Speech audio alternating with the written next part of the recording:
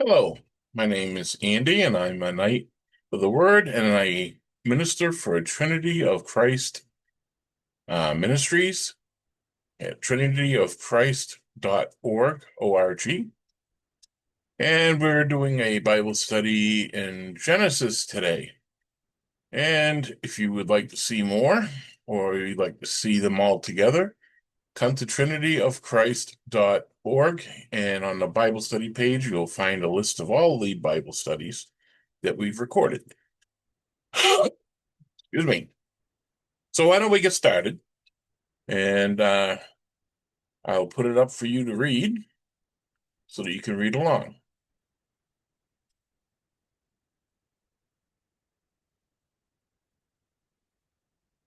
Okay.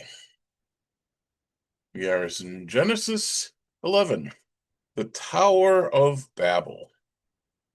Now the whole world had one language and a common speech. As people moved eastward, they found a plain in Shinar and settled there.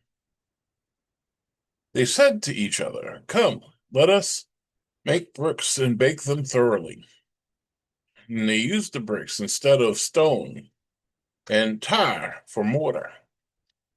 And they said, "Come, let us build ourselves a city with a tower that reaches to the heavens, so that we may make a name for ourselves. Otherwise, we will be scattered over the face of the whole earth."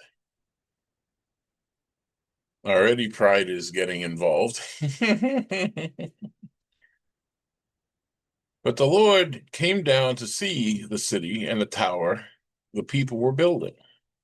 And the Lord said, "If as one people speaking the same language they have begun to do this, then nothing they plan to do will be impossible for them. Come, let us go down and confuse their language so that they do not understand each other." So the Lord scattered them from there all over the earth, and they stopped building the city. That is why it is called Babel, because there the Lord confused the language of the whole world. From there, the Lord scattered them over the face of the whole earth. I'm going to stop and see if I can pick some stuff out of that. Why did God do this? And maybe we'll never truly know. But I see that pride was already rising in the people. They were very proud and they wanted to be known and, build a big city with a high tower so that they'd be known from everywhere. And so the Lord looks upon them and he says, "Gee, if we don't do something, you know, they could do anything." And we probably were not ready for that. So he created Babel. He created everyone speaking different languages and caused them to scatter throughout the earth. Now, maybe that was his real plan. Uh, Here's something to consider. By scattering them among the earth, they became in charge of the whole earth. They subdued the whole earth. And so humanity spread. Uh, this happened in the New Testament with the Christians, early Christians. They were Jewish people back then, Jewish people who believed in Christ. But when the Jewish people who didn't believe in Christ started to persecute and kill them, it dispersed Christianity throughout the whole world. So in the persecution and in the suffering that came from it, God made something good happen. Maybe he had that plan for us.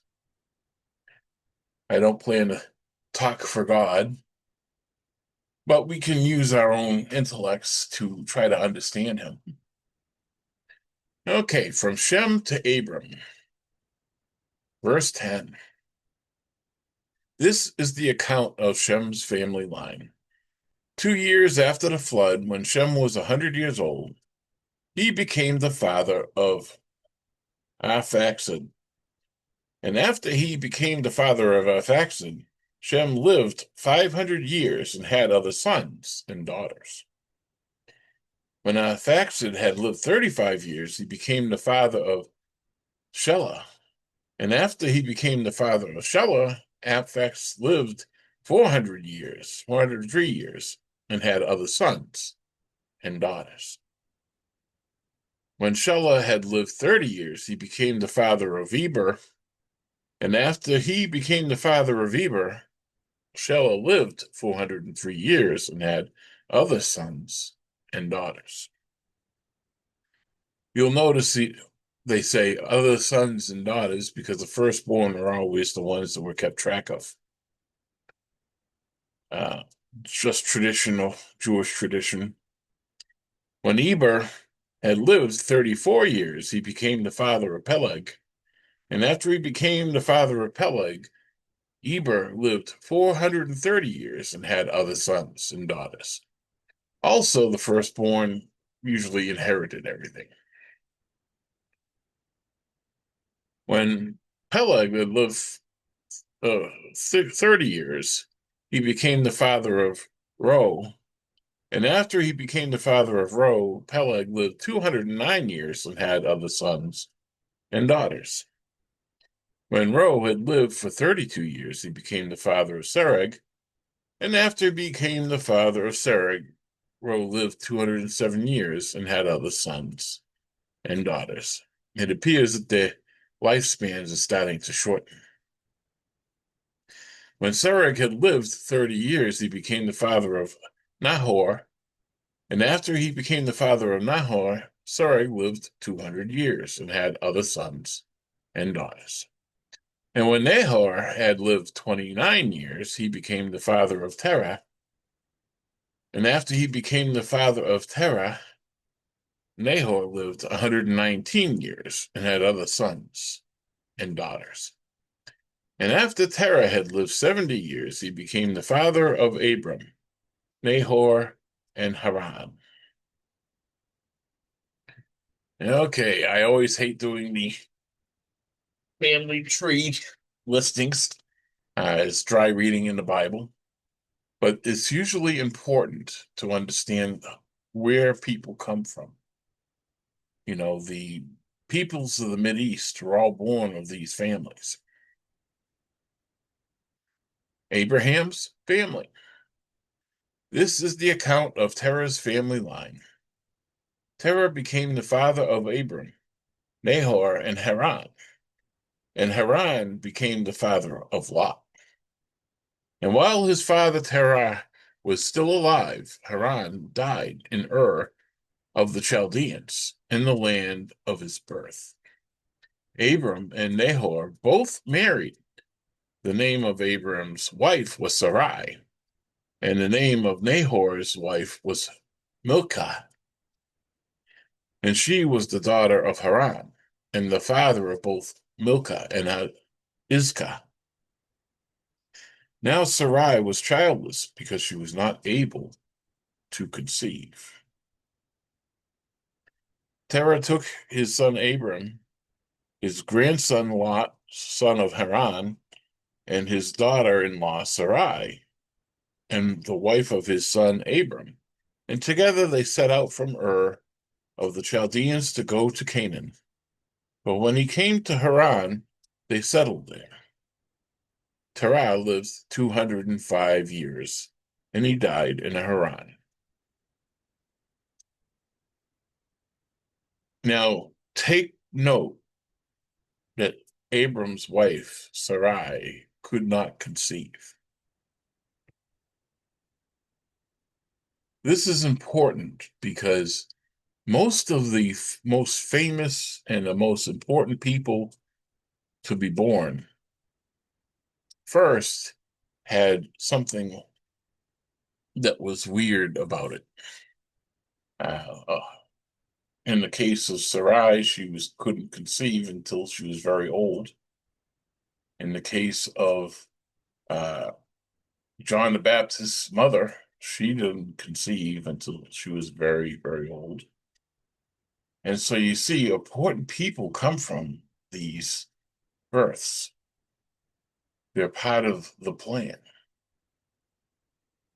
So that is why we should never throw the idea out of having children, even if we're older, because, you don't know what that child will grow up to be.